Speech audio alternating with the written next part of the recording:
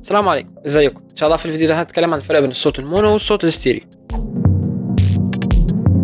هنبدأ مثال سريع جدا هيوضح لك ايه الفرق بين الصوت المونو والصوت الاستيريو. ببساطة السماعات او الهاند فري اللي احنا بنستخدمها بيبقى في سماعة في ودنك اليمين وسماعة تانية في ودنك الشمال. لو انت بتسمع حاجة الصوت بتاعها مونو فنفس الصوت هيطلع من السماعة اليمين هو اللي هيطلع من السماعة الشمال، ولكن لو انت مشغل حاجة الصوت بتاعها ستيريو فهيطلع من السماعة اليمين صوت ومن السماعة الشمال صوت تاني مستقل عنه تماما. لو لسه ما فهمتش فببساطة الفرق بين المونو والاستيريو هو ان المونو بتبقى قناة صوت واحدة والاستيريو بتبقى اكتر من قناة صوت. العادة بيبقوا 2 لكن بتوصل ل6 و12 واكتر من كده بكتير. فهنوصل لان ملف صوت الاستيريو بيبقى فيه قناتين من الصوت، صوت بيطلع من السماعه اللي على اليمين او الرايت سبيكر، وصوت تاني ممكن يكون مختلف عنه تماما بيطلع من السماعه اليسار او الليفت سبيكر. الموضوع ده برضو بيتطبق على السماعات اللي بتبقى في التلفزيون والسماعات اللي بتبقى في اللابتوب، بيبقى فيه سماعه على اليمين وسماعه على الشمال. لو الصوت مونو فالسماعتين هيطلعوا نفس الصوت، لكن لو الصوت ستيريو بيبقى فيه قناه صوت للسماعه اللي على اليمين وقناة صوت تانية مستقلة مختلفة عنها عادي للسماعة اللي على الشمال أو الليفت سبيكر. وتقدر تفرق بين الصوت المونو والصوت الاستيريو عن طريق السماعات ديت، بحيث إنك تسمع من السماعة اليمين صوت ومن على السماعة الشمال صوت مختلف عنه تماما.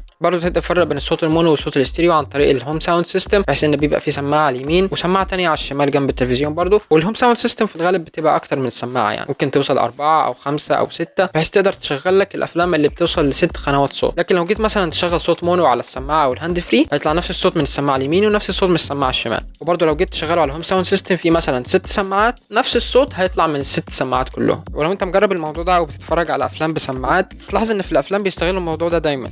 لو مثلا في وحش جاي من اليمين للشمال فبيبدا الصوت من السماعه اليمين بهدوء، بعدين يزيد واحده واحده، بعدين يقل في السماعه اليمين ويبدا في السماعه الشمال، فبالتالي ودنك بتحس ان في صوت جاي من اليمين ورايح للشمال، او في شيء او جسم جاي من اليمين رايح للشمال.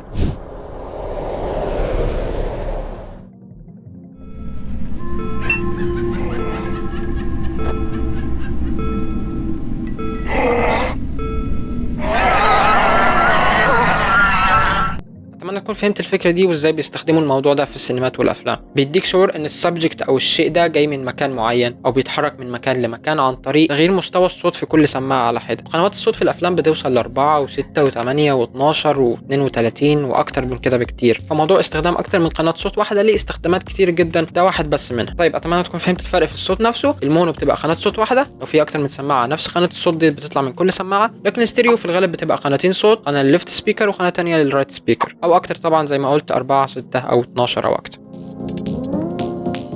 ازاي بقى بيتسجل الصوت المونو والصوت الاستيريو؟ الطبيعي ومعظم المايكات بتسجل لك صوت مونو لان هو مايك واحد بس هيسجل لك قناه صوت واحده بس. فمعظم المايكات المنتشره زي مثلا البويا M1 والمايك ده اللي هو BM800 كلها مايكات بتبقى مونو، بمعنى انها بتسجل قناه صوت واحده بس، بعدين الصوت ده بيتاخد ويشتغل على القناتين. يعني مثلا انا بسجل صوت باستخدام المايك ده على اللابتوب فبسجل صوت ستيريو زي ما انت شايف هنا، في قناتين من الصوت لكن نفس الصوت منسوخ لكل قناه، يعني بيهيأ لك ان هو صوت ستيريو لكن هو نفس الصوت محطوط لكل قناه فهو صوت مونو. لكن لو معايا اي مايك بيسجل صوت ستيريو هتلاقي الصوت اللي هنا فوق مختلف شويه عن الصوت اللي تحت، فبالتالي معظم المايكات او الاصوات اللي بتتسجل بصوت مونو او قناه صوت واحده بس. طب لو لغرض ما عايز تسجل صوت ستيريو بيبقى في مايكات متخصصه بتسجل صوت ستيريو زي الزوم H6 والزوم AM7.